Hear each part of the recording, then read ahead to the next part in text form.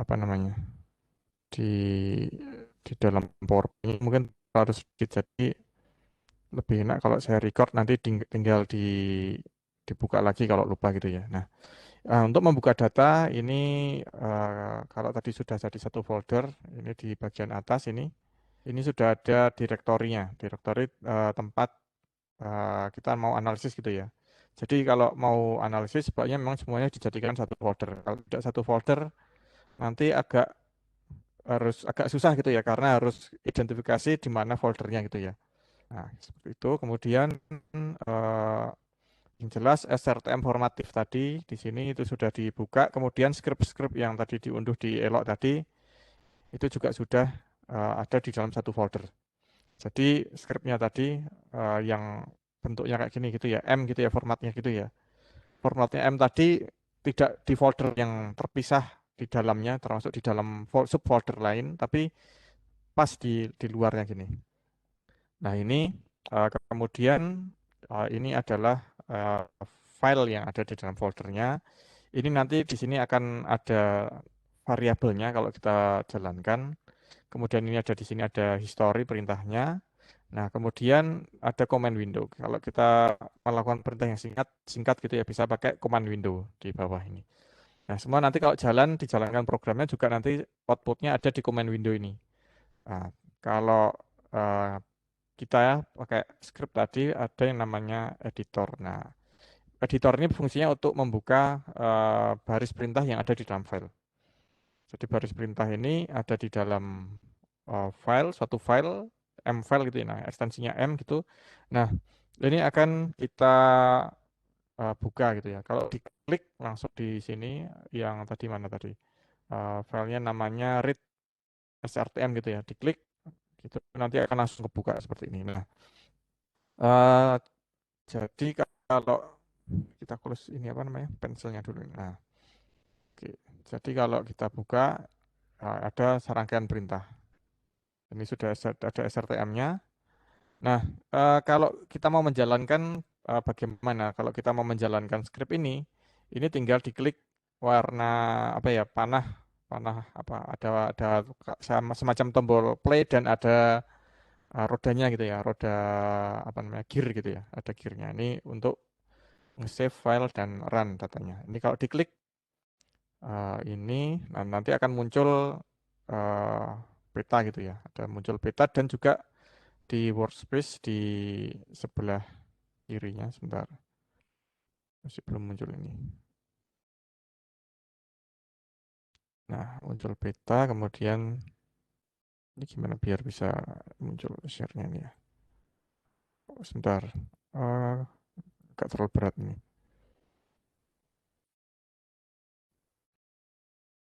Ya, yang pertama adalah di sebelah sebelah sini ini ya akan muncul banyak variabel. Nah, ini adalah output dari variabelnya.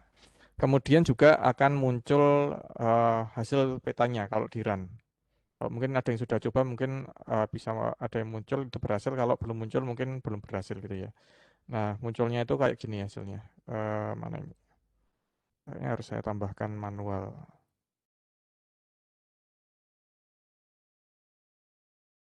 Eh, Ya, munculnya itu hasilnya kayak gini. Yang di sebelah kiri nih. Jadi gambarnya adalah untuk SRTM bagian Jawa Barat gitu ya. Nah, jadi di sini ada beberapa serangkaian perintah gitu ya untuk membuka data ini sebenarnya.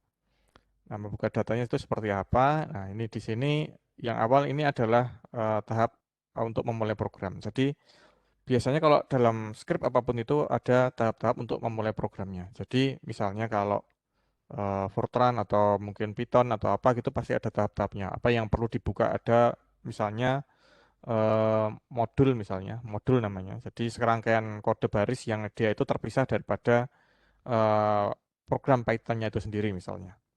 Ada modul atau mungkin kalau di sini namanya package gitu ya, ada package gitu. Nah, kemudian juga kalau mungkin ini beda dengan kalau Octave, MATLAB itu berbeda dengan Python dan lain-lain. Jadi kalau kita jalankan perintah gitu ya, itu otomatis akan tersimpan variabelnya di workspace ini. Jadi kalau kita mau menjalankan itu kita harus running ulang.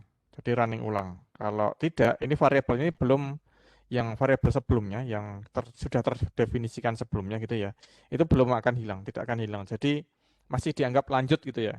Perintahnya masih dianggap lanjut. Beda kalau pakai Python atau apa, kita run ulang, itu artinya variabel yang sudah didefinisikan sebelumnya itu sudah dianggap hilang gitu.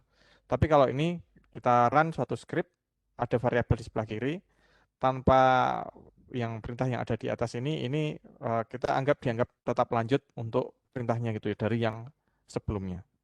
Nah, jadi kalau sebelum run itu memang kita harus hapus datanya dulu. Nah, ini perintah perintah awal itu ya untuk menghapus data dan juga membersihkan tampilan layar. Jadi kondisinya clean gitu ya. Anggap aja kondisi tampilan yang fresh kayak refresh window atau apa gitu ya, yang eh, kondisi tidak ada data dan lain sebagainya. Kalau kalau sudah ada data, nah di tampilan di workspace ini sudah ada terisi gitu ya.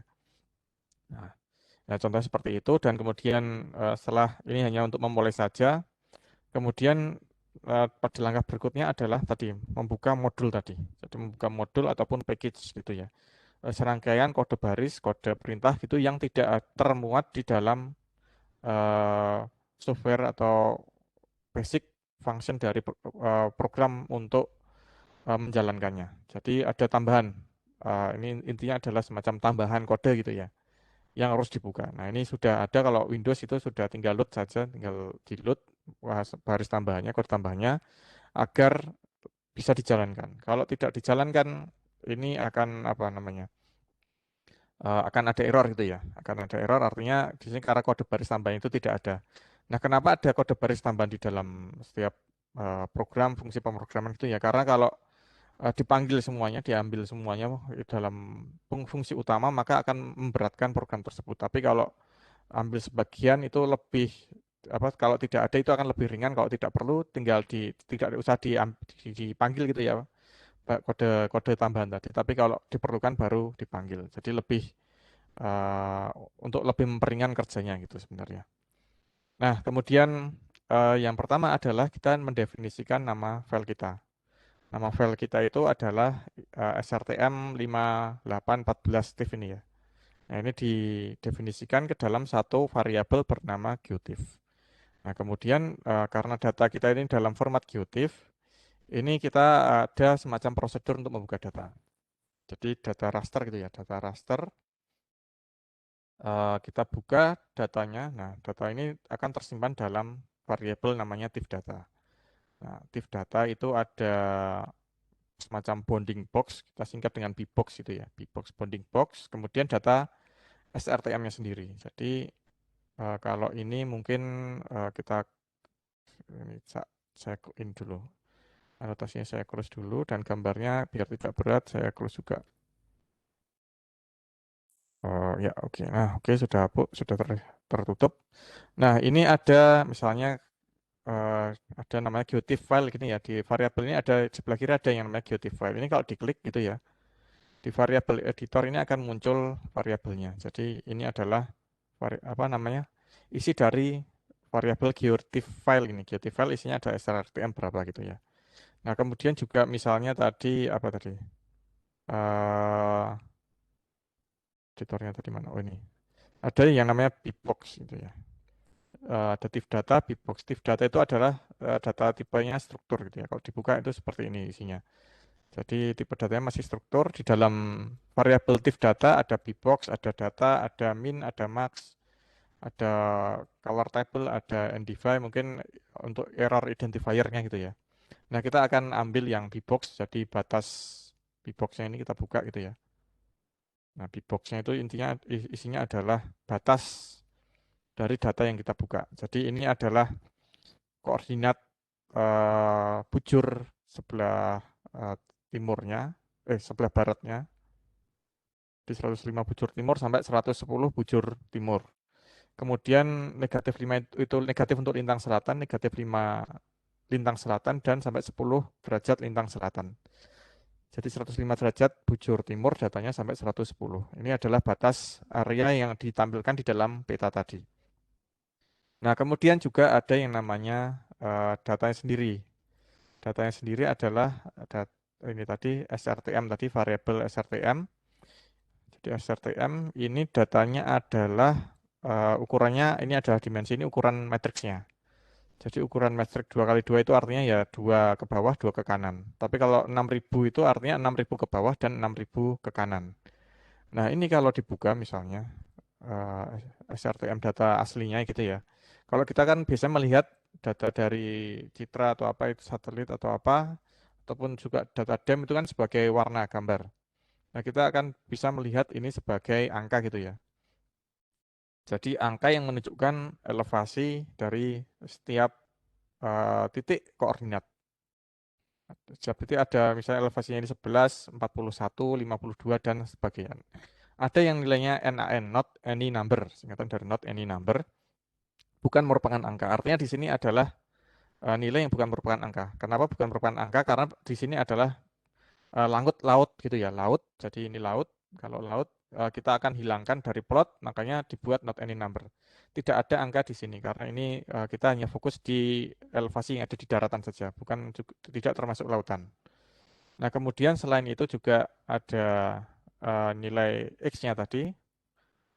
Koordinat X batasnya ada 105 dan 110, yang Y-nya adalah negatif 10 sampai negatif 5. Nah, ini yang akan nanti diplot gitu ya. Nah, ini kalau ini jadi ini ada perintah gitu untuk mendefinisikan nilai X. X itu dari B-box yang ada B-box tadi diambil nilai X dan nilai Y-nya. Dan kemudian bisa langsung plot. Plotnya itu pakai yang namanya ada fungsi namanya image SC gitu ya. Jadi ini tiga apa namanya tiga dimensi gitu ya. Yang pertama adalah X dan Y-nya, kemudian yang terakhir adalah data elevasinya. Jadi plot di sumbu X, di sumbu Y, dan nanti data elevasi dari SRTM. Nah, kalau misal ya, kita ada yang namanya tombol merah di sini, ini adalah untuk breakpoint. Artinya kita bisa memerintahkan software tersebut untuk berhenti sampai mana. Tidak harus sampai berhenti sampai akhir gitu ya. Berhenti di tengah bisa. Jadi misalnya sampai nilai Y saja misalnya, sampai nilai Y, kemudian di sini stop. Di sini kita stop kasih breakpoint gitu ya. Kalau ini dijalankan, ini sampai dicek di command window, ini hanya akan sampai baris ke-20 saja. Jadi sudah ada nilai X-nya, belum ada nilai Y-nya. Nah, ini tinggal di next step. Stepnya ini step ini ya, pakai yang step, pakai yang ada panah, kemudian baris gitu ya. Nah, ini baru akan menghasilkan nilai Y. Jadi kita bisa ngecek satu persatu dari setiap perintah ini akan menghasilkan variabel apa atau menghasilkan apa gitu ya. Nah, setelah itu baru misalnya diklik lagi, next step, dijalankan baris ke-21 ini yang mau dijalankan, diklik gitu ya. Nah, ini akan menghasilkan suatu plot gitu ya. Baru akan menghasilkan suatu plot. Nah, contoh plotnya seperti ini. Jadi tadi muncul nggak ya? Tadi muncul tidak ini? Oh, kegeser ini sepertinya. Eh, ya, contoh plotnya tadi, oh ya kegeser kayaknya. Contoh plotnya tadi, terus capture lagi nih. Eh, figur mana figur? Mana figurnya? Oh iya ini. Nah, contohnya adalah ini. Kalau kita klik gitu ya, kayak gambarnya tadi kegeser kayaknya. Ini geser sedikit. Nah, kita klik ini sampai dia menjalankan sampai baris ke-21. Nah, artinya kalau baris ke-21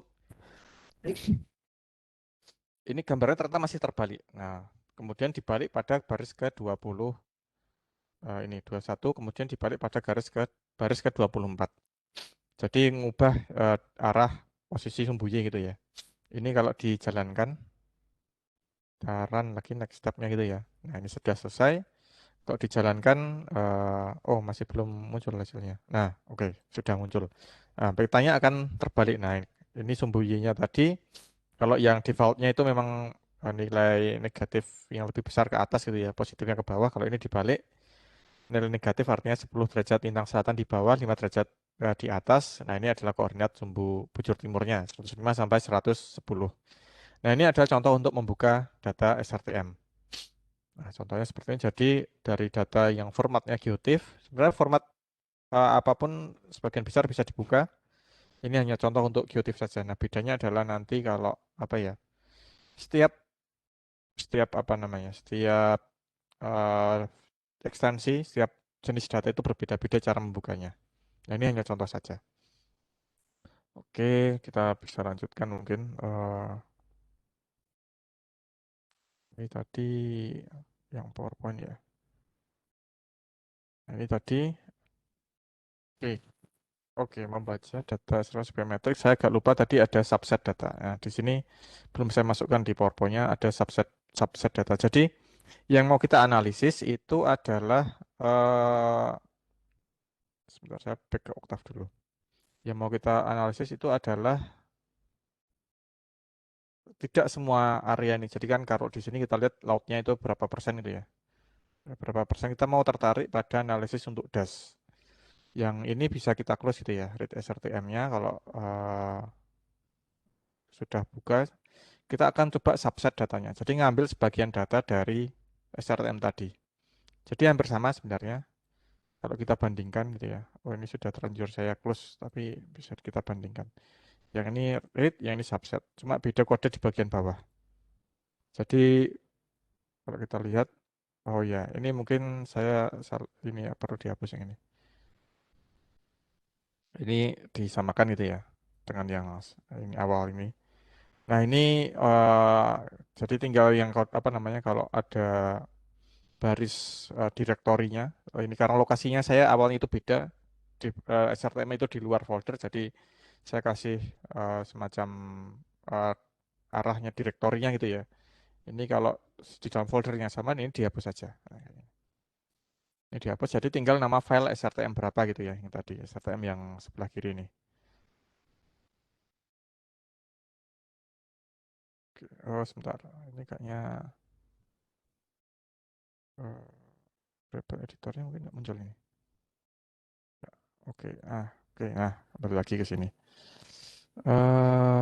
Ya, nah ini kalau sudah kita tinggal, nah kalau ini misalnya kita tinggal melanjutkan di bagian sini ada data koordinat misalnya. Jadi tadi yang tadinya kan kita sudah punya yang namanya B-box itu ya, bounding box. Nah, kita tinggal punya data, misalnya 6.000 itu ya datanya, kita tinggal eh, bisa membuat titik misalnya sampai sini kita kasih warna merah gitu ya. Kemudian kita run data ini, nah akan muncul nilai X dan Y yang jumlahnya itu 6.000. Nah, dari 6.000 ini dari ada fungsi lin space gitu ya. Jadi linear space kan ada bbox tadi. Bbox tadi ukurannya adalah tadi 105 sampai 110 dan negatif 10 sampai negatif 5. Nah, yang X ini dia akan mengacu pada bbox 11 dan 21. Jadi di sini kalau kita lihat ada mengacu pada bbox 11 dan bbox 21. Ini adalah apa nilai minimum dan maksimumnya ya. Kemudian dari nilai rentang minimum maksimum tadi dibagi dengan ukuran dari data SRTM. Jadi ukuran data dari SRTM itu yang pertama, sumbu pertama adalah 6.000, sumbu keduanya adalah 6.000 juga. Jadi di sini kita membuat suatu titik koordinat gitu ya. Kalau dibuka di sini nilai X-nya kita run gitu ya. Nilai X-nya kita run, kita buka di sini. Oh ini saya close saya. Ini ada sebenarnya ada komanya nih 105, berapa itu. Jadi tidak 105 tapi 105, sekitar kalau ini selisihnya 30 derajat jadi ada koma-koma 30 meter jadi ada komanya. 105 sampai 110 dengan jumlah data 6.000 gitu ya. Jumlah data 6.000. Yang sumbunya juga sama. Oke, sepertinya ada error ini oktavnya. Jadi terlalu berat mungkin. Oke, kita back dulu. Jadi kita coba buka lagi. Oke, jadi 6.000 ke sumbu X, 6.000 data ke sumbu Y. Jadi setiap data itu punya 6.000 6.000 setiap data punya 6.000 pixel gitu ya intinya ya. Punya data 6.000 pixel. Oke, kita coba buka lagi. Sebentar, editor.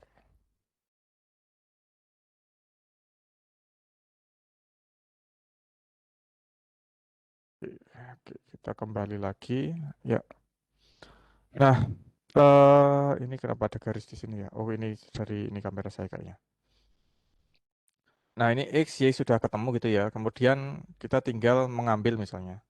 Tadi nilai X ke berapa? Misalnya kalau di sini pixel ke 2500 sampai ke 3000 untuk sumbu X. Dan juga pixel ke 3000 gitu ya. Pixel ke 3000 sampai 3400 untuk sumbu Y. Jadi kita mau ambil jumlah 500 pixel kali 400 pixel dari gambar tersebut. Nah, kemudian setelah kita ambil data tersebut, ini rentang yang kita ambil akan menghasilkan yang namanya elevasi. Data elevasi. Nah, kita tinggal run gitu ya. Kita tinggal run untuk fungsi kedua ini bisa dicoba nanti. Jadi ini di run langsung gitu ya, run langsung.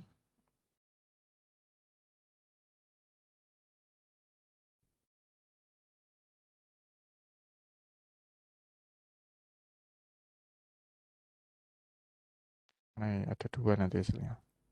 Ya, jika langsung di run ini hasilnya ada dua. Jadi ini mungkin saya share sebentar. Nah, kelihatan nggak ya? Kelihatan muka-muka ini. Nah, jadi ini hasilnya. eh yang atas ini adalah ini tadi apa namanya sebagian dari data SRTM yang kita ambil. Jadi sekitar berapa tadi 2000 3000 pixel tadi ya ke kanan dan 2000-an pixel ke atas gitu ya. Nah, hasilnya adalah misalnya ini kita ambil Jawa Barat tapi agak ke selatan sedikit. Ini adalah petanya yang akan kita analisis. Ini data DEM-nya. Nah, ini yang atas adalah untuk eh, dua dimensinya, yang bawah ini adalah tiga dimensinya. Ini bisa kita tampilkan langsung gitu ya. Nah, kemudian ini bisa digeser-geser sebenarnya. Jadi kalau yang 3D tadi mungkin agak berat ini. Digeser. Nah, bisa diputar-putar sebenarnya, tapi agak tergantung dari kemampuan komputer gitu ya. Biar bisa ngelihat view yang lebih jelasnya itu seperti apa. Nah, ini adalah tadi data DEM-nya. Bisa dicek datanya, data DEM-nya. Jadi kira-kira nanti ada banyak alur-alur sungai gitu yang bisa kita gunakan untuk membatasi dasnya gitu ya. Mengetahui dasnya itu di mana saja mungkin bisa dilihat di sini. Oke, itu kita ke back lagi kalau gitu.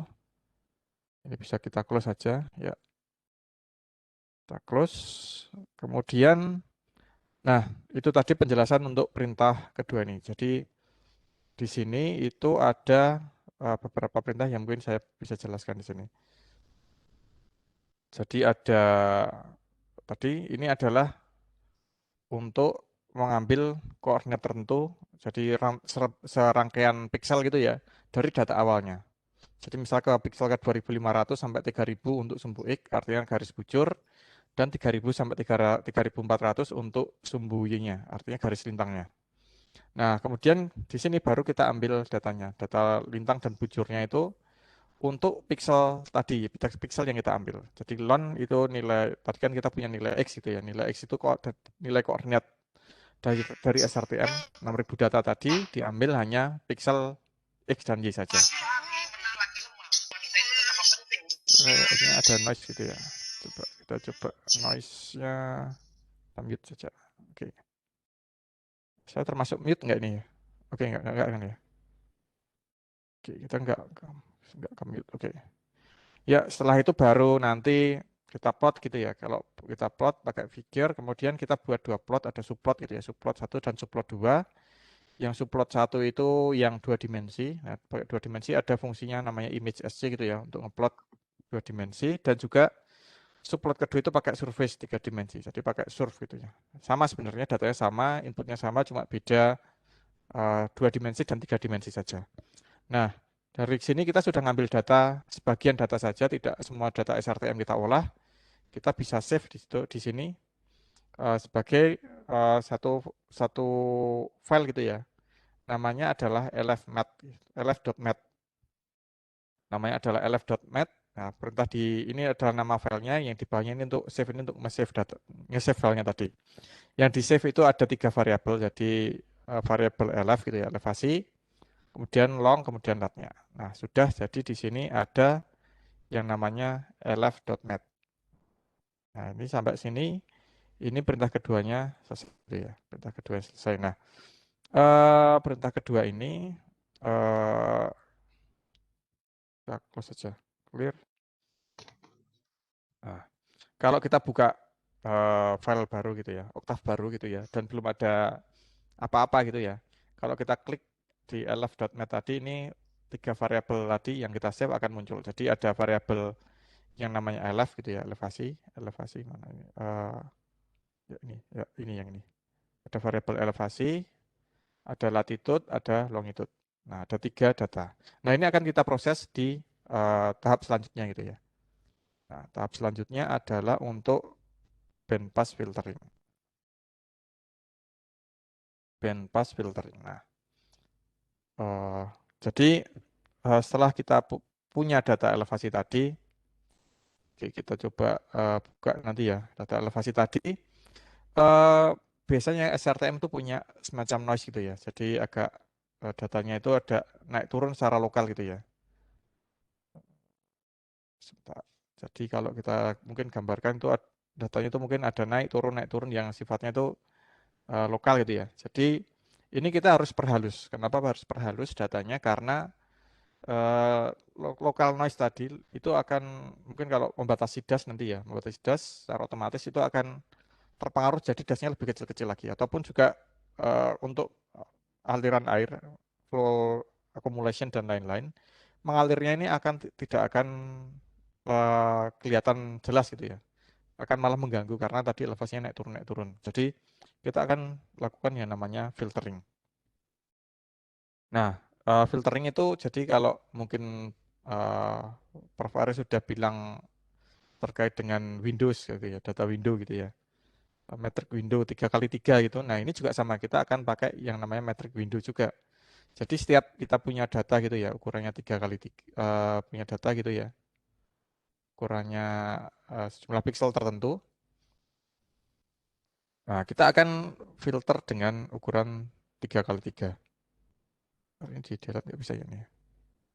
Nah, kita akan bisa filter dengan ukuran 3x3. Jadi 3 ke atas, 3 ke bawah gitu ya. Oke, ya benar. Oh, sorry, ini benar ternyata. Panjang sini. Ya, kita punya 3 gitu ya. Tapi ini bentuknya nggak terlalu kelihatan kotak. Ya, ya oke, ini seperti inilah. Nah, 3x3 pixel gitu ya. Setiap nilai akan dikalikan dengan nilai 3x3 ini di sekitarnya. Jadi kita akan semacam perhalus datanya gitu ya.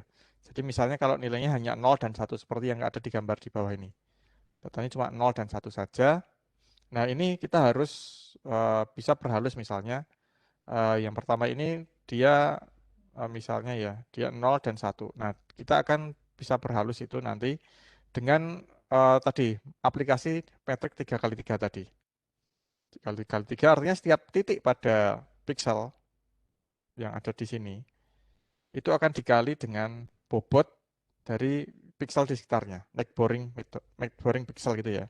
Akan dikali dengan pixel di sekitarnya yang ukurannya tadi 3x3 tadi. Nah, dari sini misalnya eh, akan bisa diperhalus nilainya. Jadi pakai yang namanya low pass filter.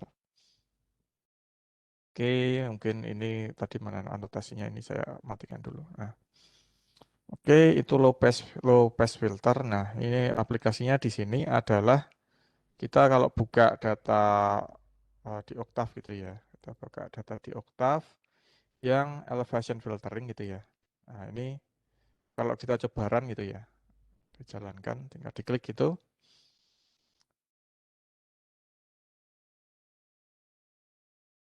Ini akan ada tiga peta. Sebentar, saya share sebentar. Nah, kalau tanpa low pass filtering sudah ada low pass filtering dan satu lagi adalah yang selisihnya. Jadi ada tiga peta. Yang satu dan dua ini adalah yang ini sebelum, yang kanan sesudah. Memang tidak kelihatan, jadi tidak kelihatan jelas gitu ya. Karena kita pakai resolusinya lumayan tinggi nih. Tapi kalau kita bandingkan misalnya dengan dikurangi nilainya satu dengan yang lain, Jadi yang kiri dan yang kanan mungkin tidak kelihatan. Kita kurangi nilainya satu dengan yang lain menjadi yang gambar 3 ini. Ini kalau di zoom kelihatan. Jadi misal ini ya. Ini kalau di zoom gitu, nanti akan ada data yang lebih smooth gitu intinya. Data yang lebih smooth. Jadi kelihatan di sini ada semacam data yang dikurangi, ada yang ditambahkan gitu ya. Karena ini adalah filtering. Nah, ini data yang sebenarnya tidak terlalu halus tadi. Mungkin kalau dilihat dari 3D-nya tidak terlalu halus juga. Nah, dengan menggunakan filtering ini, elevasi ini akan diperhalus. Jadi kalau kita mau memodelkan flow gitu ya, aliran gitu lebih, apa namanya, lebih, nanti akan lebih general gitu hasilnya, tidak ada noise tadi, tidak ada gangguan dari noise dari model. Nah, karena SRTM itu ada noise-nya. Nah, kemudian juga kalau kita cek di ujung-ujungnya, karena ini pixel metrik gitu ya, 3x3 metrik, ini di bagian ujungnya ini pasti akan ada semacam nilai yang berbeda dengan nilai yang ada di dalam metrik tersebut. Jadi metrik paling luar nilainya pasti akan berbeda. Nah, ini harus juga dihilangkan. Jadi kalau kita melakukan operasi model gitu ya, untuk model, kita harus melihat juga ukuran metriknya. Nah, ini mungkin tadi bagaimana filternya, ini mungkin bisa dilihat di sini. Jadi ini sudah share ya, sudah share ya. Oke. Oke, jadi ini bisa dilihat di sini. Jadi ada kita kasih gitu ya. Kita buka data elevasinya. Nah, filternya ini adalah F ini. F ini adalah untuk filter. Nah, bagaimana filternya ini bekerja? Kita bisa cek di sebelah kiri. Ada filter yang ukurannya itu 3x3 pixel. Nah, nilai 3x3 pixel tadi kalau kita punya uh, pixel dalam jumlah banyak gitu ya, akan dikalikan dengan nilai 3x3 tadi. Jadi kita coba buka dulu nilai F-nya gitu ya di variable editor. Nah, ini kita buka nilai F-nya nih. Jadi nilainya adalah kalau di sini nilai filternya 3x3 ini setiap jadi kalau kita punya pixel center gitu ya. Center pixel di tengah itu bobotnya sama dengan sekitarnya. Jadi ini adalah pembobotannya. Jadi setiap uh, tadi ini nilainya adalah 1/9. Jadi ketemunya 0,111 gitu ya. Karena ini ada 1/9. Jadi nilai di setiap pixel tetangganya. Nah, kita punya pixel center di sini. Yang warna biru ini adalah pixel centernya. Pixel tetangganya yang di sebelah kiri atas, kanan atas, bagian atas, bawah itu nilainya akan bobotnya akan sama. Jadi 0,01. Artinya nilai pixel yang ada di tengah ini adalah rata-rata dari 9 pixel dari 9 pixel ini. Jadi nilai rata-rata yang ada di uh, utara kanan kiri bawah gitu ya. Atas kanan bawah kanan kiri. Nah, ini adalah filternya. Sementara data yang akan kita proses adalah pixel elevasi ini, elef gitu ya. Nah, kalau tidak ada nilainya, not any number tidak akan diproses.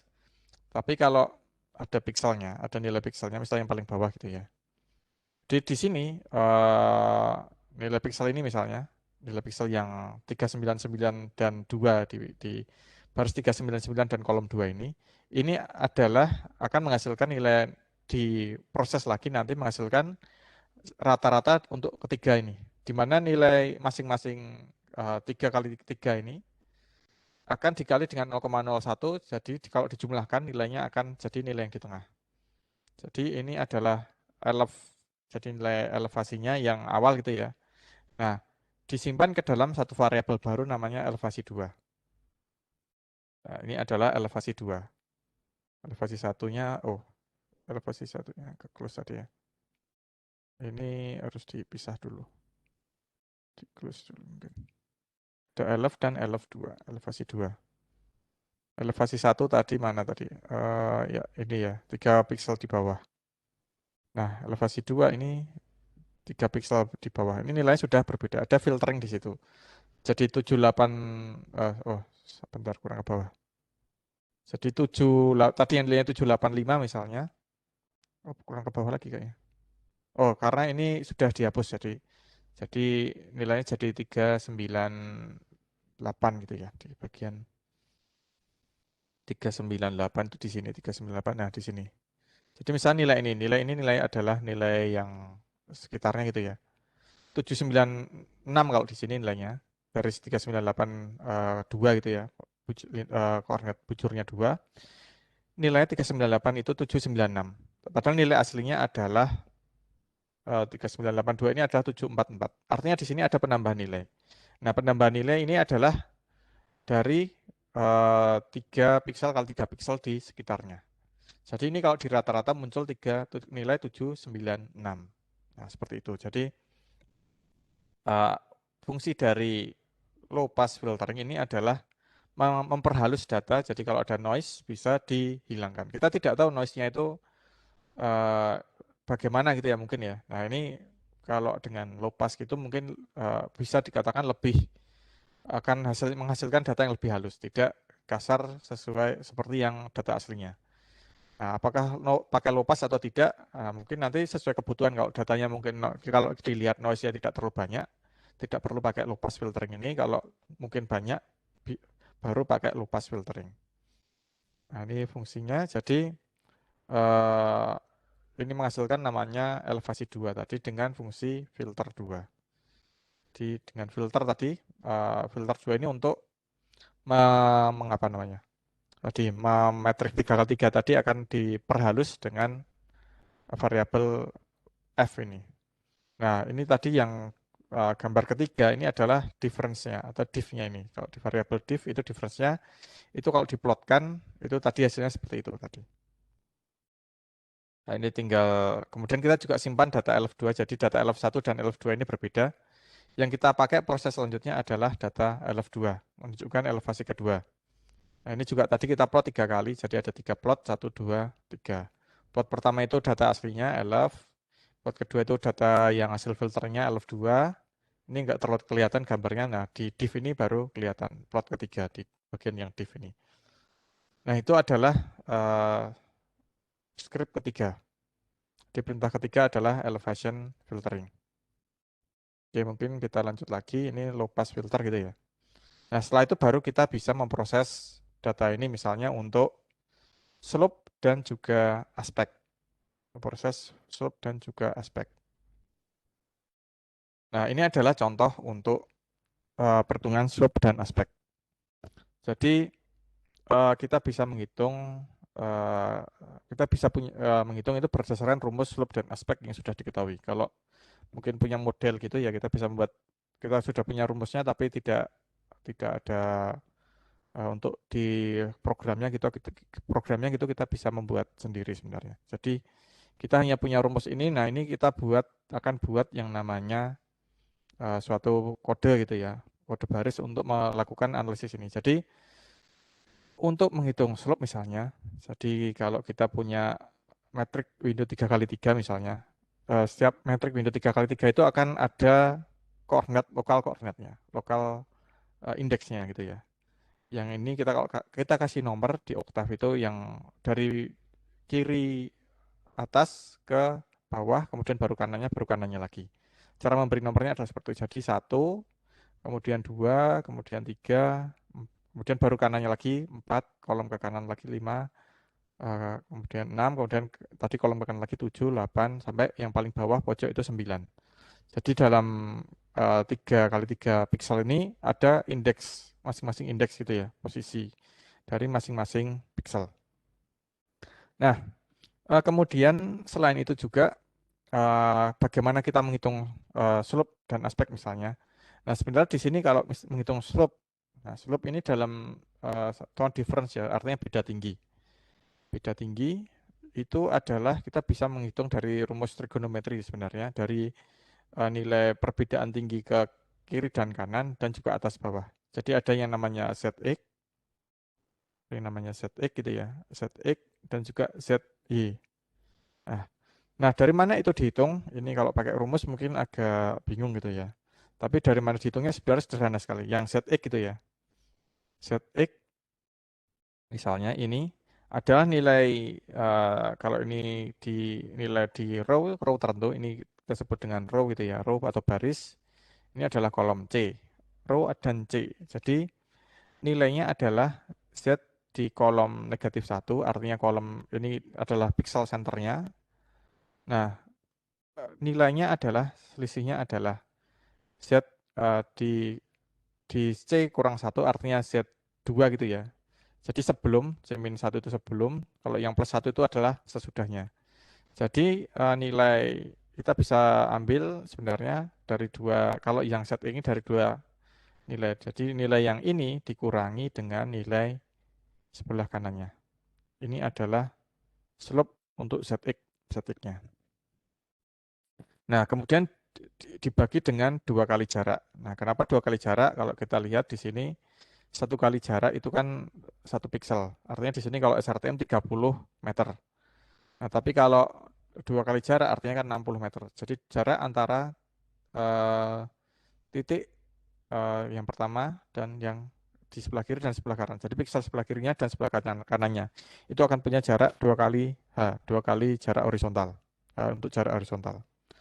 Nah, itu yang ZX. Nah, kalau yang ZY itu adalah atas dan bawahnya. Jadi ada row dan kolom tadi, row dan kolom. Kalau row min 1 artinya row sebelumnya, kemudian row plus 1, R plus 1 artinya row setelahnya. Jadi yang nilai di row atasnya, yang atas ini dikurangi dengan nilai row di bagian bawahnya. Ketemu nilai ZX, ketemu nilai ZY. Kemudian dari situ kita bisa menghitung yang namanya slope atau SLP. SLP. Nah, ini slope ini cuma dalam difference saja. Jadi bukan derajat gitu ya. Bukan dalam derajat tapi dalam beda tinggi. Beda tinggi per jarak. Jadi kalau kita buat trigonometri itu mungkin slope-nya slope-nya yang arah ke bawah saja misalnya. Kita buat trigonometri gitu ya. Kita akan punya kalau ini datar, bidang datar, kita akan punya selisih beda tinggi dibagi dengan bidang datarnya. Jadi ini depannya, sisi depan, ini sisi sampingnya. Nah, baru setelah itu ketemu yang namanya kita adalah tangannya. Dari sini bisa menghitung tangan, dari tangan bisa menghitung yang namanya sudut. Nah, yang bawah ini, yang rumus di bawah saya nemunya tapi di catatan lama, buku lama gitu ya. Nah, ini adalah kalau sudah mau derajat, pakai derajat itu ya. Sama rumusnya akar, sama aja dx itu artinya beda jarak, dx dy artinya beda jarak sumbu horizontal dan sumbu x dan sumbu y. Dan di Z itu adalah beda tingginya. Jadi ini adalah sebenarnya ini adalah di Z ini adalah di X ataupun di Y. Kalau ini X, ini di X. Kalau yang ini adalah di Y. Jadi rumusnya sama. Ini ketemu yang namanya tangan. Nah, dari tangan baru bisa kita konversi ke sudut. Nah, selain ini adalah untuk slope, yang ini juga untuk slope. Jadi kita pakai nanti yang ini gitu ya, pakai langsung ketemu sudutnya. Ada juga yang namanya aspek, aspek lereng. Jadi aspek itu arah hadap lereng. Jadi mengarah kemana lerengnya. Nah, ini bisa dihitung menggunakan yang namanya aspek ini. Jadi ini kalau ini pakai derajat, 180 derajat dikurangi anti arc tangan gitu ya. Arkus tangan di Z per di Y dibagi dengan, intinya rumusnya panjang seperti ini. Nah, itu akan kita implementasikan nanti. Yang pertama adalah slope dulu. Jadi yang pertama itu slope. Kita akan close di sini. Dan kemudian kita buka di sini. Oktavnya sudah ready gitu ya. Oke, kita buka yang namanya slope. Nah, jadi kalau uh, kita ngitung slope itu kan kita butuh yang namanya 3 kali 3 metrik tadi. Itu 3 kali 3. Ini mungkin gambar saya nggak terlalu bagus, tapi mungkin oh ya, mungkin pakai ini saja. Mana tadi? Uh,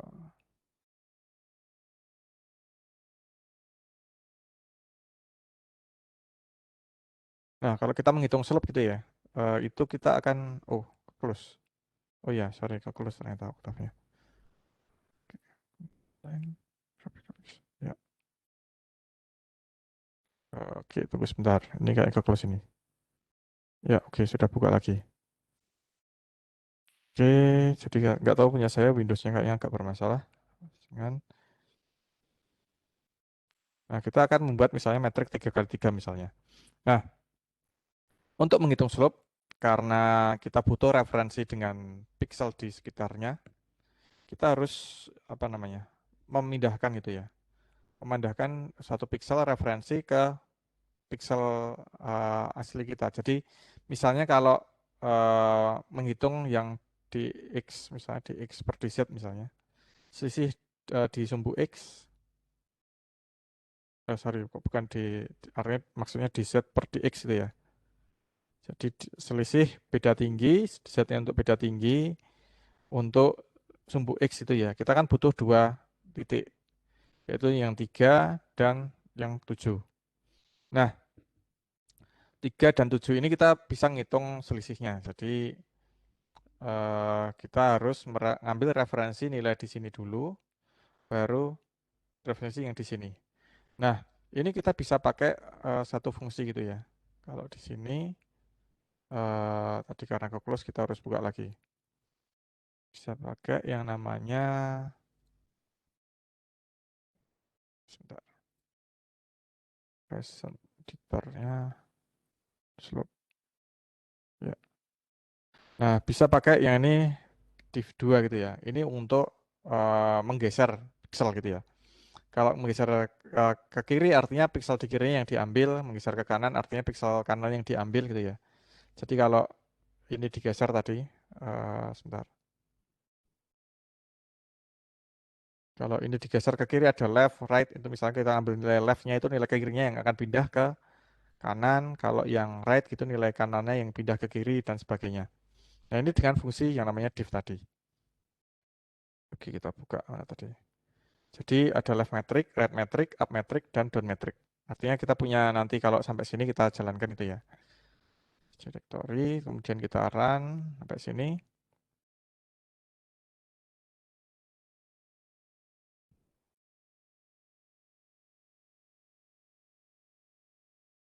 Oke masih processing.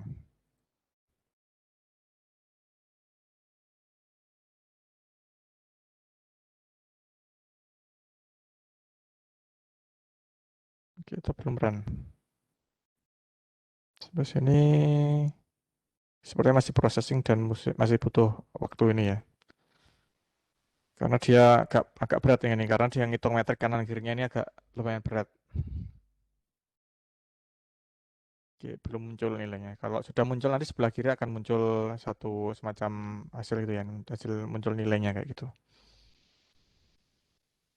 Ini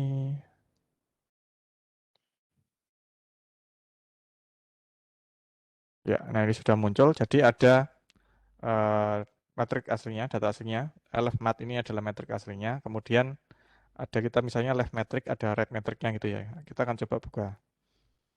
Di ada di sini ada data aslinya LF2. Kita pakai yang sebelah pojok kanan saja, pojok kanan. Jadi ini gambarnya yang bagian pojok kanan gitu ya. Nah ini baris ke misalnya 4962 ini misalnya. Kemudian kita coba yang ini tadi data aslinya, kemudian left metricnya misalnya. Kita buka left metricnya di bawahnya. Kita coba lihat nilai ke 496 dan 2 di sebelah kanan. 496, 496 dan 2. 496 dan 2. Nah ini. Nah, dari nilai aslinya tadi yang 178 sebelah kanan ini kalau kelihatan nggak ya? Nah, ini adalah nilai asli pixelnya 178. Tapi kita akan mengambil nilai sebelah kirinya misalnya, left metricnya. Jadi left metricnya adalah nilai 160. 160 di sini kita ambil. Nah, ini pixelnya akan berpindah dari yang tadinya dinilai di 1495 nih ya, di pixel ke 4095. Di pixel 495 akan berpindah ke pixel ke 4096. Jadi nilai 496 di bawah ini sama dengan nilai 495 di sebelah kirinya tadi. Jadi ini berpindah ke sini. Nah, berpindah satu pixel ke yang tadi di kirinya dipindahkan ke kanannya gitu ya. Nah, ada left, right, up, down kita semua sudah proses misalnya.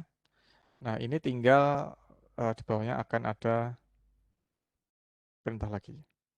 Jadi di Z per dx, ini adalah di Z per dx, beda ketinggian untuk sumbu X, yang ini adalah beda ketinggian untuk sumbu Y.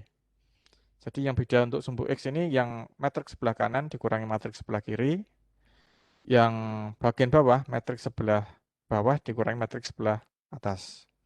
Kemudian ada juga eh, di sini 90 kali 2 artinya kalau ini 90 itu untuk Harusnya 60 ya, tapi ini lebih untuk memperhalus saja 90 kali 2.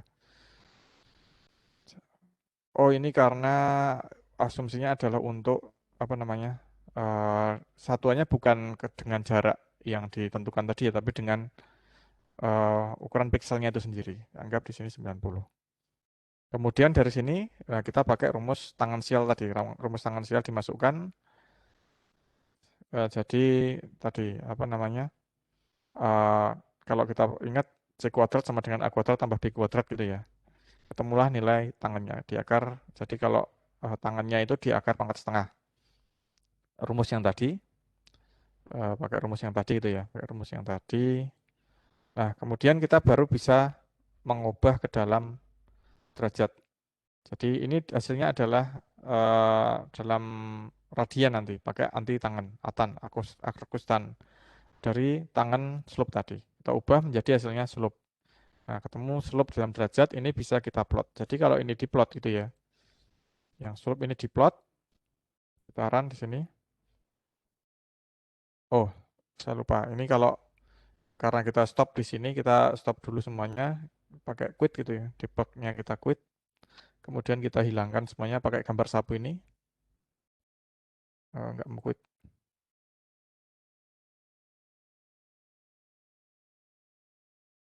Yes. Oke, sepertinya masih proses. Oke, masih proses. Layarnya masih freezing gitu ya, masih beku, masih membeku.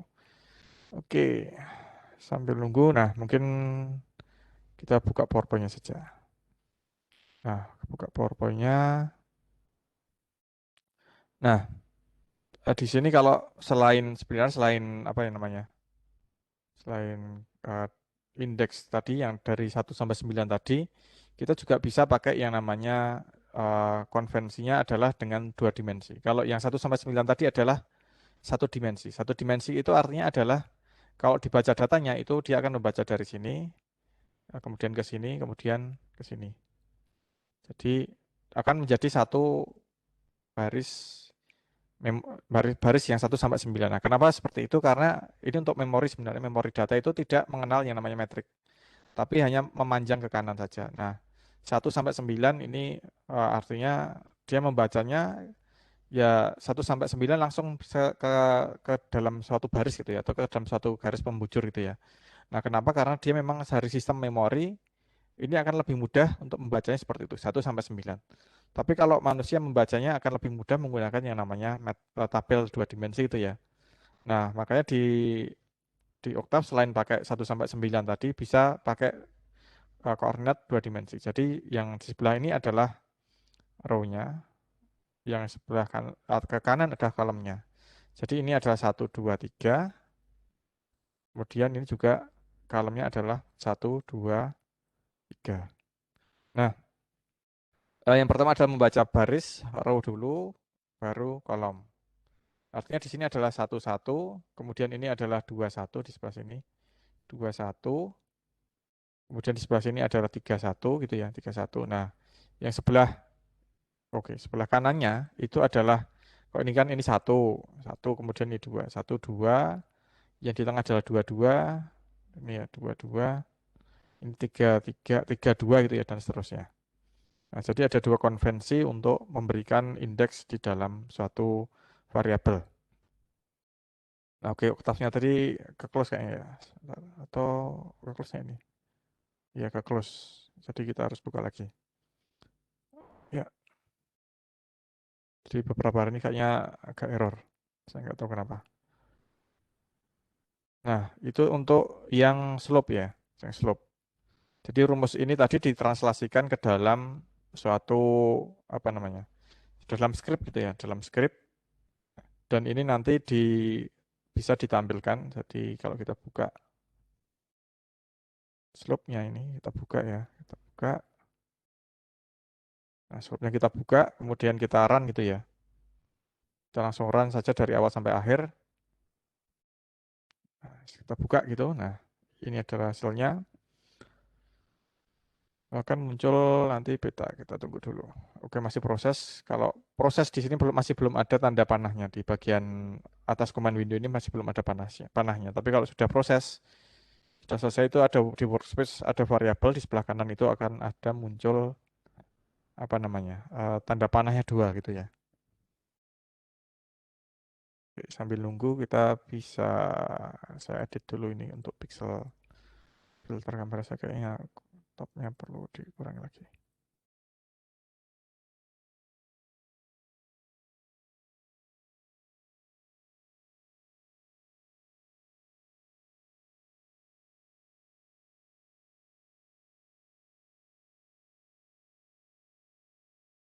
Nggak mau nih, oke ya.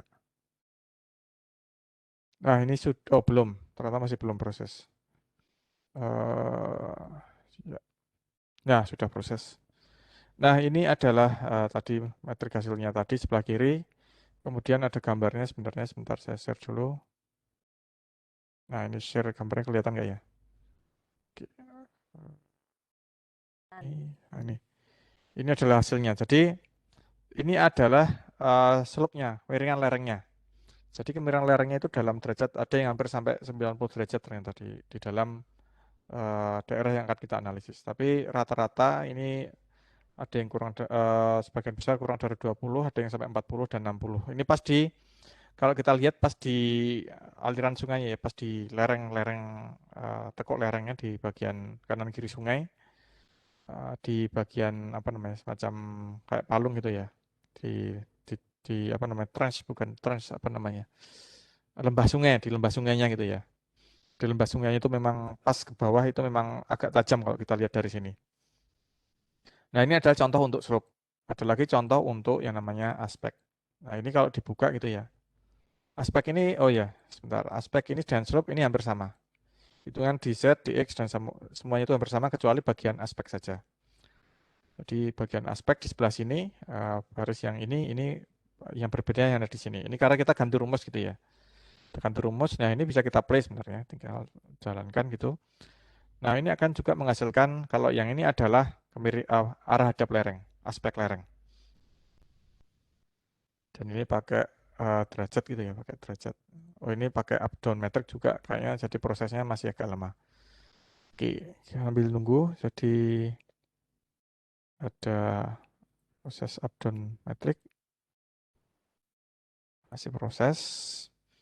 Nah, mungkin bagian terakhir nanti adalah delineasi das. Jadi setelah kita punya apa namanya tadi aspek dan lain-lain tadi, kita sebenarnya bisa menggunakan data elevasi langsung, data BEM tadi untuk delineasi das secara otomatis. Nah, mungkin sebelum mendelineasi das kita coba buka tadi yang hasilnya tadi sudah keluar belum? Belum. Oke. Oke, oke jadi lanjut lagi yang mendelineasi das. Jadi tadi masih pakai neighborhood tadi sebenarnya kalau untuk mendelineasi das gitu ya. Jadi kalau dari data elevasi misalnya yang sebelah kiri ini, data kiri ini adalah data aslinya, data elevasi yang dummy gitu ya, data buatan yang nilai warna putih ini nilainya positif itu ya, artinya dia cekungan, ini yang hitam itu artinya cekung, yang ini ada cekungan itu ya, ada cekungan dua, yang ini adalah datarannya gitu ya, jadi ada wilayah datar itu, wilayah datar, dan kemudian warna hitam itu ada cekungannya itu mulai turun ke bawah kayak gini. Nah, di sini ada dua cekungan gitu ya. Nah, operasi watershed ini akan dia mendeteksi batasnya dulu. Jadi kemana air itu akan mengalir. Jadi di sini yang paling penting adalah peaknya, jadi puncak puncak atau igir-igir perbukitan. Jadi kalau mendelineasi das itu kan kita butuh yang namanya puncak atau igir-igir perbukitan. Artinya di sini kita harus mencari, baik itu nanti bisa pakai koneksi 4 for connected atau 8 connected. Artinya kalau di sini neighborhood analysis itu bisa hanya ke kiri, ke kanan, atas, bawah, seperti yang for connection ini, for connected, ada 4 koneksi, atas, bawah, kiri, kanan gitu ya, atau bisa 8 koneksi. Jadi atas, bawah, kiri, kanan, kemudian kanan atas, kiri, kanan bawah gitu ya. Nah, misalnya kalau pakai yang bawah ini 8 connected gitu ya, koneksi 8, itu artinya kita harus mencari puncak-puncak terlebih dahulu. Jadi puncak-puncak perbukitan di mana kalau ada air itu mengalir, dia akan menyebar ke segala arah gitu ya. Sekarang tidak ke satu arah tertentu, tapi yang atas menyebar ke atas, yang bawah menyebar ke bawah, yang kiri ke kiri, kanan ke kanan. Nah, ini adalah uh, algoritma nanti untuk drainase das jadi misal dari sini akan ketemu beberapa puncak gitu ya, puncak satu, puncak dua dan tiga. Kemudian selanjutnya adalah mencari piksel di dekatnya yang dia nanti tertinggi dan nanti dia bisa menghubungkan antara satu titik dengan titik yang lain. Ketemulah nanti yang namanya apa namanya das itu ya. Jadi antara titik-titik puncak das gitu itu harus terinterkoneksi, terhubung satu sama lain. Nah, contohnya eh, kalau proses ini masih belum selesai, maka program atau sistem sampai tidak akan berhenti berjalan gitu ya sampai semuanya terkoneksi, semuanya terhubung gitu. Nah, ini tadi sudah selesai belum yang ini? Kita back lagi. Nah, ini tadi kayaknya ya hasil slope-nya ini sudah muncul gitu ya. Hasil slope-nya sudah muncul mana oktav tadi ya. Nah, ini hasil slope-nya sudah muncul. Nah, ini kalau ini baru bisa kelihatan kemana arah hadapnya gitu ya.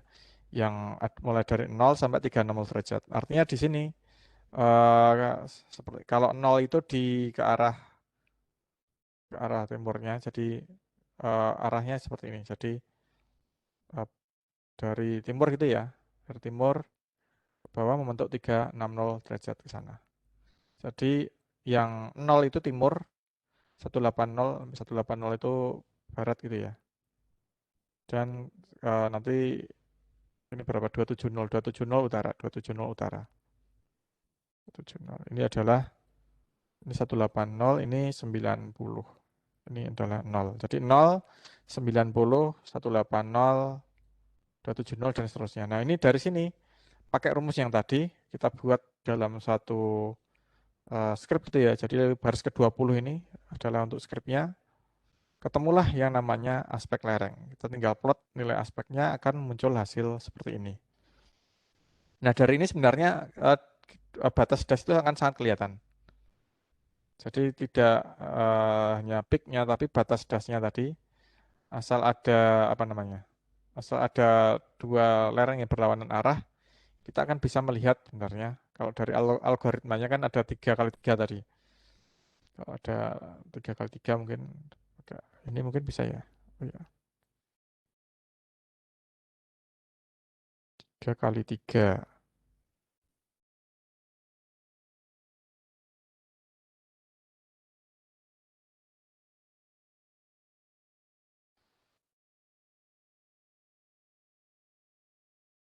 Gambarnya gak susah juga pakai apa namanya? Kayak mouse. Gambarnya gak susah pakai. Ya, yang nggak bisa ini 3 kali 3 piksel gitu ya. Nah, dari sini sebenarnya kalau kita punya lereng itu kan di sini nilai puncaknya gitu ya. Nggak bisa ini peak gitu ya. P untuk peaknya.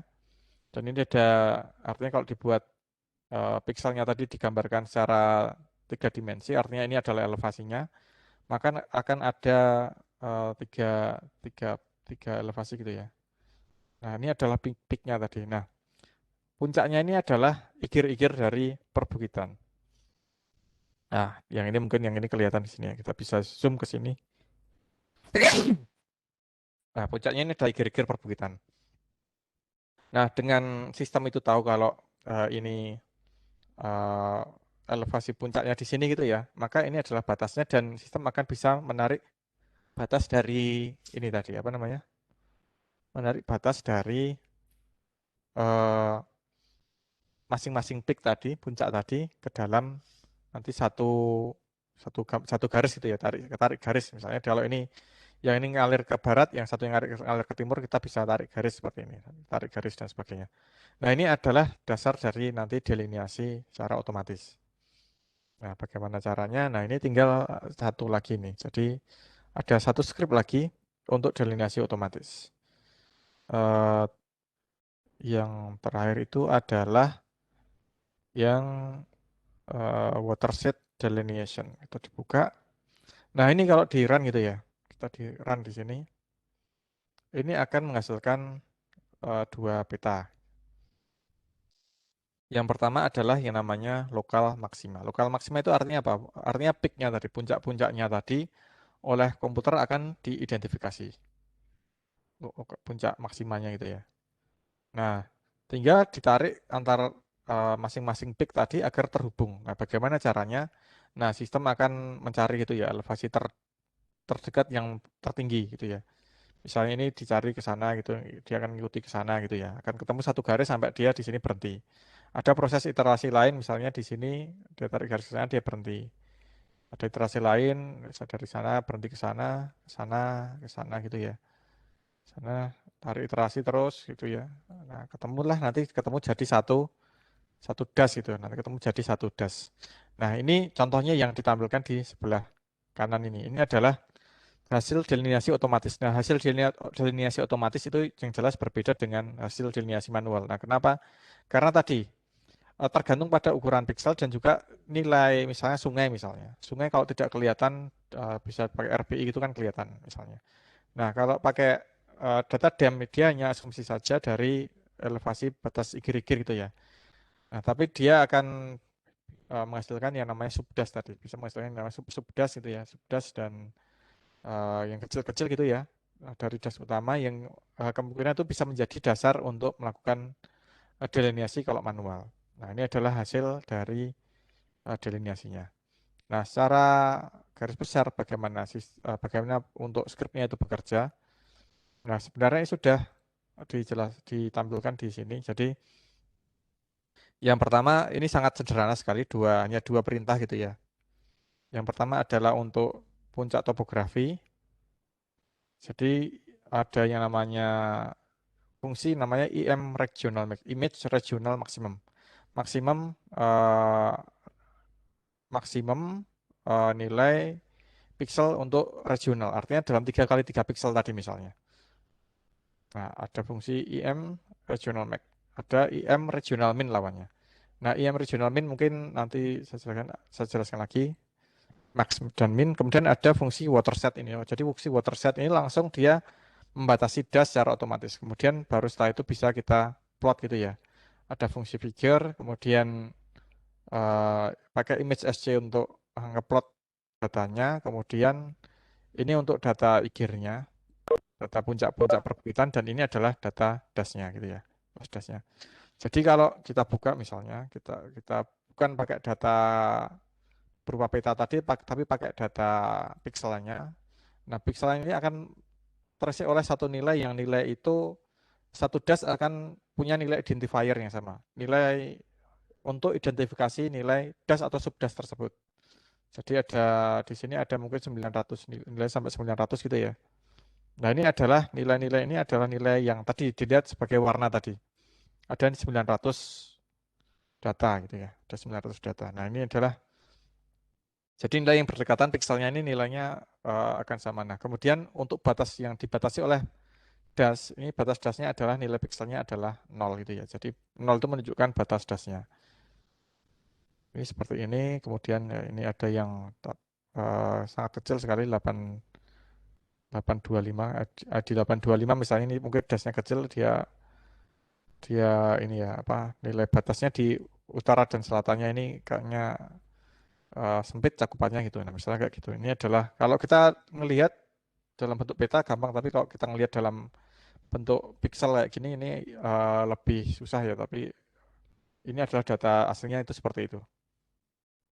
Kemudian ada igirnya. Kalau igir itu nilainya tadi boolean true dan false tadi. 0 untuk false, true untuk benar gitu ya. Terus 1 untuk benar, 1 nilainya. Artinya di sini adalah nilai yang satu ini adalah untuk igir-igir perbukitan. Kita coba nilai 70 dan 7 gitu ya. Nilai 70 dan 7 ini nilainya 1. Kalau di sini bagaimana? Tapi kayaknya ini uh, oke sama nilai 70 pixel ke 70 dan pixelnya 7. Oke, ini adalah batas puncak igirnya di sini. Kita bisa melihat di sini nilainya uh, di sini adalah 1 artinya ini puncak. Nah, di sini nilai adalah batasnya tadi. Batasnya artinya di sini nilainya 0. Kemudian kalau kita lihat mungkin elevasinya gitu ya. Nilainya 70. Sudah ada nilainya belum? Oke, sudah ada. Nilai 70. Nah, nilai 70 dan nilainya 7. Nah, ini ada kan, yang ini. Nah, nilai 70, 7. Nilai 3. Ini adalah nilai puncaknya, nilai peaknya di sini. Jadi di sini kemudian dia mencari pixel terdekat yang nilainya tertinggi gitu ya.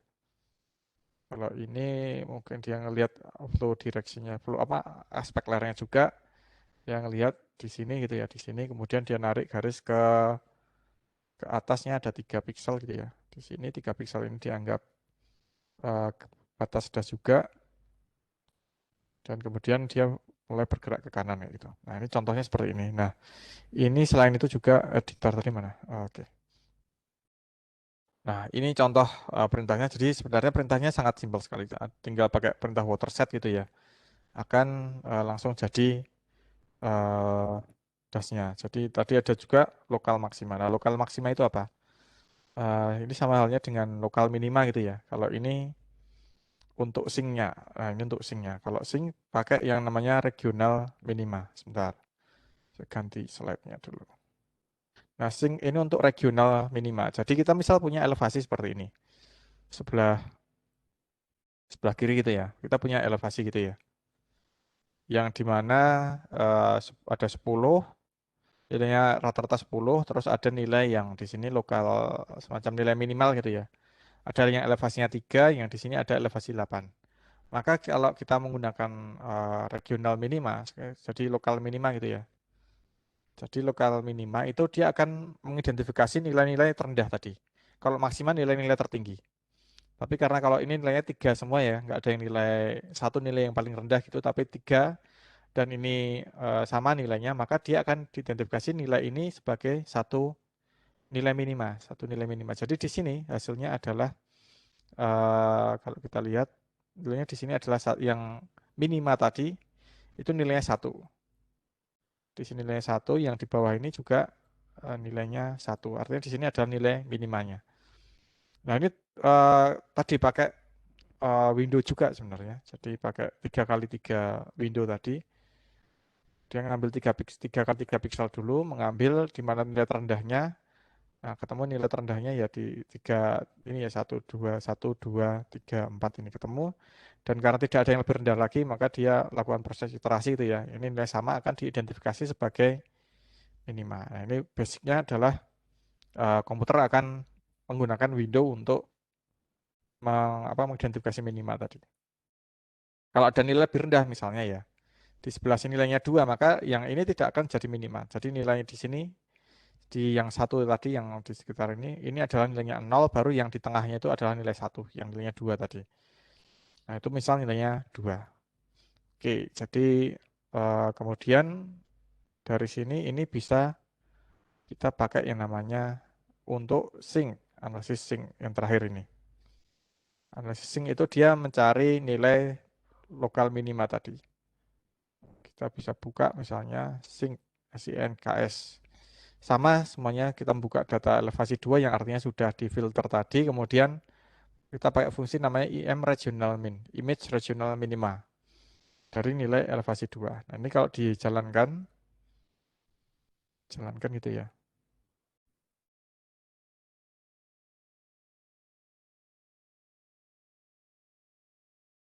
Belum berjalan kayaknya.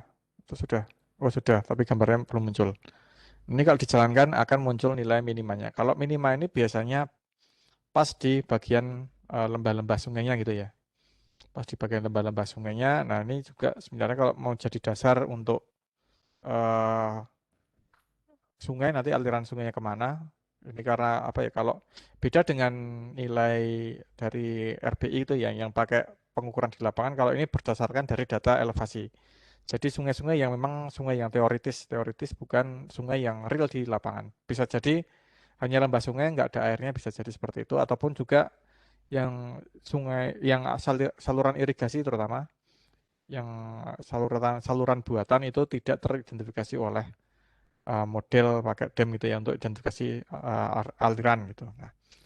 Nah, ini adalah sinknya. Jadi hasil nilai sinknya ini seperti ini biasanya berasosiasi dengan lembah sungai. Nah, Ini mungkin yang hari ini akan kita lakukan. Jadi setelah ini mungkin bisa memulai untuk analisisnya, bisa mencoba sambil memahami kira-kira bagaimana eh, suatu perintah itu bekerja gitu ya. Jadi kalau mau di stop satu titik tertentu tinggal pakai warna merah. Kemudian kalau mau cari suatu fungsi tertentu, misalnya ini IM regional min gitu ya, bisa pakai documentation search gitu ya, IM regional min search. Oh, nggak muncul kalau di sini.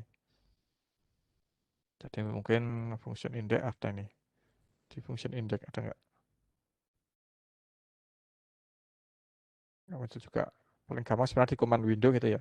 Help IM regional min. Nah, ini ada keterangannya.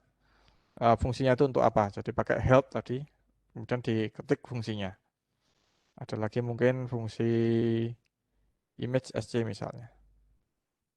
Image SC itu untuk fungsi apa? Kita tinggal pakai help misalnya.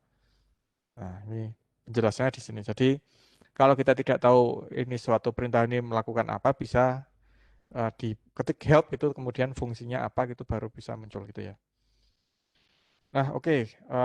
Ini yang bisa saya sampaikan hari ini. Kemudian bisa langsung dilanjutkan dengan mencoba-coba yang ini ada di Elok tadi. Sebentar saya buka Eloknya dulu. Mana Eloknya ini ya? Ini bukan atau ini Eloknya?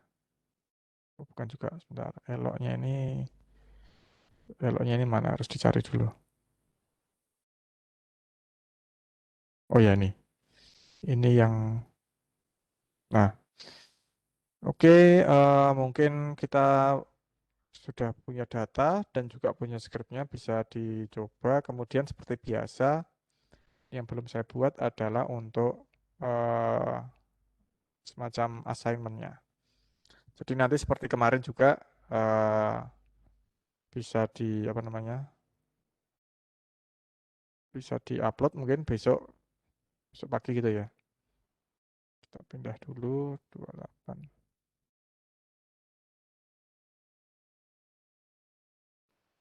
Kita pindahkan, kita kasih nama 28 April. Oke. Oh, belum terhapus. Kita kasih nama 28 April gitu ya. 28 April. Nah, ini tinggal diedit, setting. Nah, ini tanggal 28, itu tanggal 28 itu ya. 28 sampai besok tanggal 29 April jam 9. Oke. Nah, silahkan bisa diunggah lagi di sini.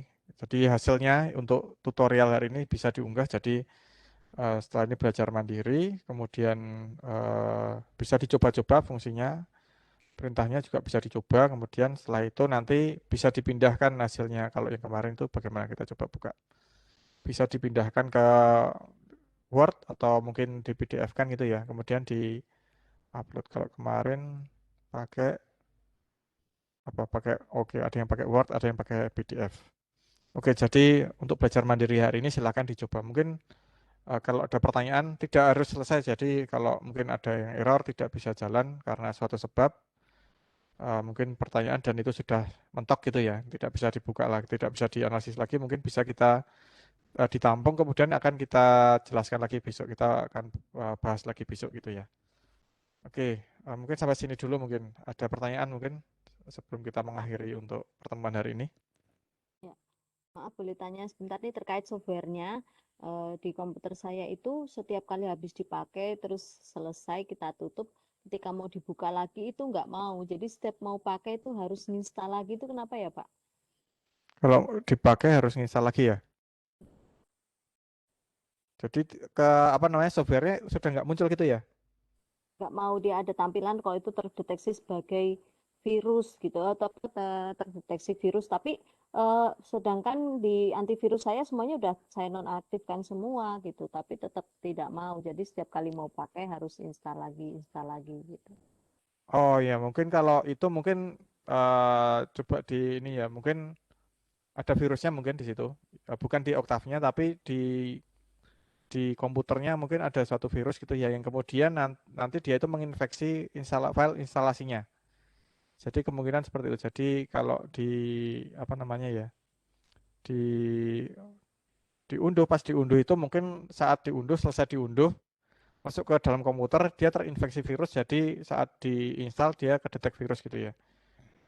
Jadi kayaknya mungkin itu yang terjadi. Jadi setelah itu baru terdeteksi virus dan tersebar gitu ya, nyebar. Jadi mungkin paling baik adalah ya kalau mau pas di-scan lagi pakai antivirus yang lain mungkin bisa dideteksi virus sumbernya. Jadi bukan dari Octave-nya mungkin, tapi dari sumber lain virus yang lain yang nanti menginfeksi ke Octave bisa coba dideteksi. Kalau tidak eh, biasanya kalau meskipun antivirus dimatikan itu ada Windows Defender-nya. Jadi paling gampang ya dimatikan antivirusnya, kemudian Windows Defender-nya juga yang bawaan Windows dinonaktifkan. Itu mungkin bisa membantu nanti. Jadi, tapi kalau itu nanti khawatirnya kalau itu sudah ada virus di Octave-nya gitu ya, itu nanti kalau dibuka bisa nyebar ke virus yang ke program yang lain juga. Tapi yang paling bagus ya memang tadi apa namanya pakai di scan pakai antivirus lain uh, yang lebih ini ya apa namanya ya yang lebih lengkap gitu ya mungkin ya agar bisa terdeteksi virus sumbernya itu dari mana. Jadi mungkin kayaknya bukan dari Octave-nya karena kalau di tempat saya kalau install itu nggak masalah karena eh, tidak ada virusnya gitu ya. Tapi kalau ada virusnya mungkin dari sumber yang lain bisa menginfeksi Octave-nya. Itu mungkin Mbak siapa tadi saya lupa. Mbak Dian. Oke, Pak, matur nuwun. Mungkin ada pertanyaan lain sampai sini mungkin. Tanya Pak. Apa itu filenya ternyata harus disimpannya di C ya, Pak? Kalau di D nggak mau di anu.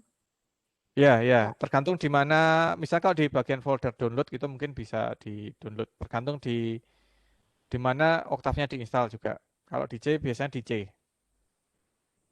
dokumen di C gitu ya. Nah, kemudian juga Mas Wahyu tadi silakan kalau ada pertanyaan. Iya Pak, ini makasih Pak. Ini tadi kebetulan saya pada saat Bapak menjelaskan saya sekaligus mencoba. Saya tadi udah download beberapa lah. Ini Suaranya yang kecil. bagian Suaranya agak kecil, saya agak perbesar volumenya nih soalnya jadinya. setelah cek sound gimana Pak? Ya Halo? lumayan nambah dikit, tapi nggak apa-apa, masih kedengeran, masih bisa kedengeran. Ya ya, ini karena mic-nya memang ini apa? Enggak yang langsung ke mulut jadi rada-rada harus lebih keras mungkin ini.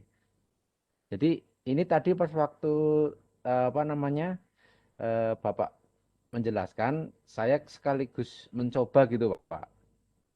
Nah, untuk pas bagian aspek dan sync itu saya ada kendala, jadi hasilnya itu garis-garis itu Pak, nggak bisa seperti apa namanya, pas aspek itu ada bayangan seperti itu, dan sync juga nggak jadi.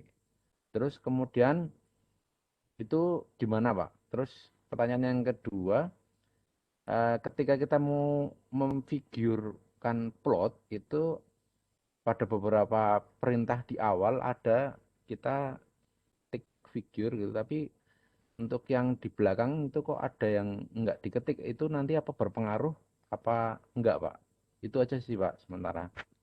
Oh iya, yang garis-garis mungkin bisa nanti saya cek lagi mungkin garisnya itu seperti apa. Bisa jadi mungkin karena memang kalau komputer misalnya pakai laptop gitu ya, mungkin memorinya kecil atau apa, mungkin dia tidak terlalu berat mungkin ditampilkan. Jadi kadang-kadang seperti itu. Jadi tapi nggak masalah sebenarnya kalau pakai nilai apa namanya pixelnya sendiri itu mungkin muncul tapi nilai hanya figurnya saja yang nggak muncul gitu ya.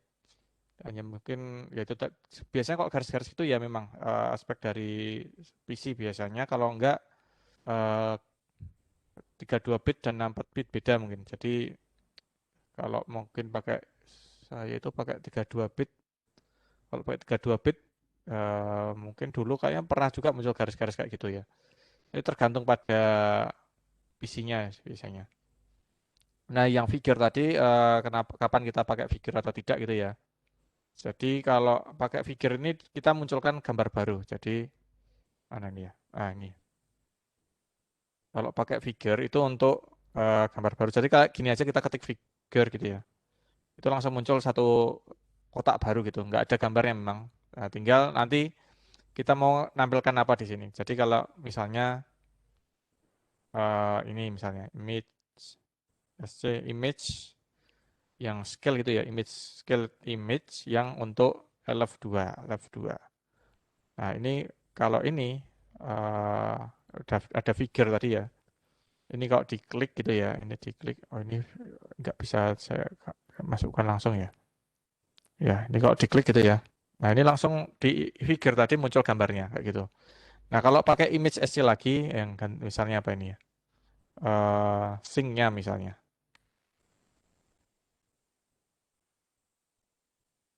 Nah, ini yang gambar yang tadi itu berubah. Jadi gambar yang tadi hilang ganti ini gitu ya. Kecuali kalau kita pakai figure lagi, figure.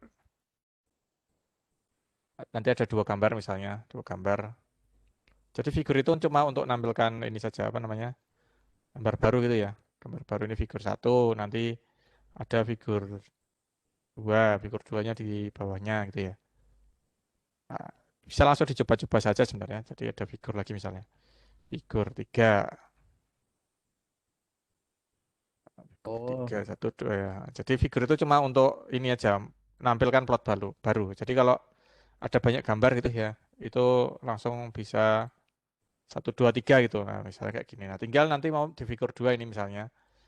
Figure 2 itu image SC Things gitu di figure 2. Nanti figure 1 ya di sini, figure 2-nya sama, figure 3-nya kita pakai elf misalnya. Elf 2, figure 3-nya jadi elf. Nah, ini. Oh, saya salah klik tadi. Figure 1, figure 2, figure 3-nya, nah figure 3-nya itu sync lagi. Figure 3-nya sync. Nah, 3, 2, 1. Nah, gini. Jadi figur itu untuk menampilkan apa namanya? Buat plot gitu intinya. Nah, image SC itu untuk apa? Menampilkan di plotnya. Figur itu cuma untuk buat kotaknya saja. Ya, intinya seperti itu. Nah, berarti kalau kalau misalkan solusinya kalau mungkin tadi pecah-pecah gitu ya. Sebenarnya kita bisa pakai pixel yang lebih kecil. Biasanya kalau eh, komputer yang mungkin karena komputernya memori atau apa mungkin jadi bermasalah gitu ya. Jadi kalau mungkin coba di zoom saja gitu ya. Coba di zoom. Kalau di zoom masih pecah-pecah itu artinya bukan dari yang tadi dari grafis komputernya. Tapi kalau eh, pas di zoom itu tidak pecah itu ya berarti cuma aspek grafis komputer saja. Karena kalau semakin sedikit pixel yang dibuka itu semakin ringan. Jadi misalnya seperti ini pikselnya kecil kan ya. Satu pikselnya kan masih kelihatan ini, ada piksel kecilnya itu kalau tidak ada garis apa namanya? Tidak bergaris-garis gitu, artinya memang tadi bergaris tadi karena kapasitas memori terutama yang berpengaruh. Gitu Mas Wahyu. Mungkin ada pertanyaan lain, monggo. ya Pak, kalau terkait komputer saya juga agak bingung soalnya ini PC saya kan kebetulan memang spek tinggi tapi kok tidak bisa menampilkan. Oh, kalau speknya Berarti tinggi tadi mungkin yang kaitannya dari dengan figur itu ya Pak, itu berarti hmm, misalkan kita running satu script gitu, perlu nggak kita menulis figur? Misalkan kan kebetulan tadi kan ada banyak script, terus hmm, kemudian masih saya open itu, terus kemudian hmm, masing-masing saya running berdasarkan apa namanya step by step seperti tadi LF2 terus apa step by step gitu ya. Nah, itu memang saya masih saya open semua itu. Nah, misalkan eh, saya menjalankannya itu hanya satu script. Setiap kita mau membuat plot itu apakah selalu harus dimunculkan figurnya gitu, komennya figur gitu atau langsung image XC aja itu langsung nanti auto auto create figur gitu Pak. Nah, kalau seperti itu nanti kalau image saja bisa langsung. Ya, itu kalau sudah ada figur sebelumnya artinya sudah ada gambar yang dulu-dulu gitu ya, udah dibuka gitu ya. Kalau image Hah? gambar yang dulu nanti akan ganti gambarnya. Tapi figurnya tetap sama, tidak bikin bikin baru gitu ya. Tidak buat tampilan baru, cuma gambar yang lama itu diganti gambar yang baru kayak gitu. Jadi sebenarnya pakai image saja langsung nggak apa-apa, nggak masalah. Cuma kalau kita mau membandingkan, misalnya ada 3 gambar gitu ditampilkan, kan harus dibandingkan, tidak langsung satu ganti ganti yang lain gitu ya. Nah itu paling enak memang pakai figure karena kalau banyak gambar bisa kita bandingkan. Tapi kalau cuma satu saja misalnya, itu pakai image saja. Nanti kita kalau sudah gambar yang sebelumnya itu tidak perlu lagi, tinggal pakai image saja, nggak perlu pakai figur lagi. Jadi tergantung pada ininya, aplikasinya. Nanti gambarnya yang sebelumnya itu sudah tidak dipakai atau tidak. Ya, Itu makasih Mas Pak. Wahyu. Siap, Sama-sama. siap. Ada pertanyaan lain mungkin? Mungkin kalau soal memori ya, artinya kalau speknya sudah tinggi, berarti bukan dari situ mungkin.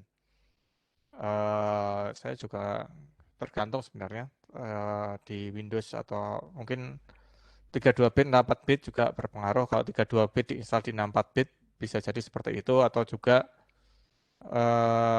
saya juga nggak tahu, mungkin dari ada satu yang error mungkin di dalam, bukan error mungkin ya, apa namanya, yang tidak kompatibel istilahnya. Tidak kompatibel artinya tidak, misalnya di, jadi kalau Octave itu pakai plotnya itu pakai, saya agak lupa namanya,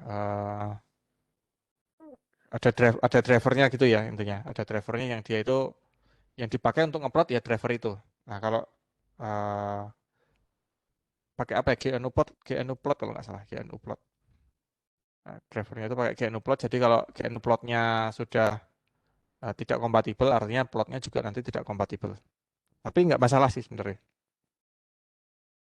Benar ada cara untuk ngeditnya tapi agak rumit. Tapi ya sementara ini nggak apa-apa, asal bisa kelihatan gitu ya. Oke, ada pertanyaan lain mungkin? Monggo. Mungkin, oh ya, saya lupa ini videonya nanti saya share juga. Jadi ini recordnya saya close dulu, recordernya saya stop. Ya, Materinya juga Pak. gimana? Oh ya, materi ya ya. Belum Materi. saya upload juga. Mungkin setelah ini saya upload ini kalau